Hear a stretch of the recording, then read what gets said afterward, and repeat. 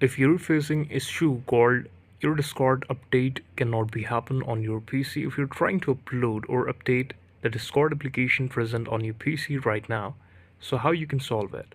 As you can see, this is updating right now, but if you cannot do this update, if that's not happening on your PC and if there is any error you're facing it right now, how you can solve it? To solve this issue, the basic thing is you have to check the network connection of your PC and the running command prompt of your personal computer or the laptop you're using right now. This is the Discord app. I have tried to open it, but it's not opening right now. How I can fix it?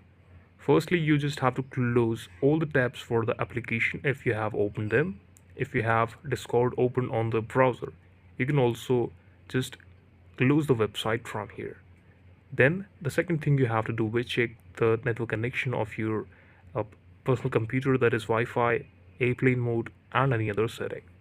Thereafter, you have to restart your PC if you face the issue right now or you cannot solve the problem. So just restart your PC and then try to update this code again.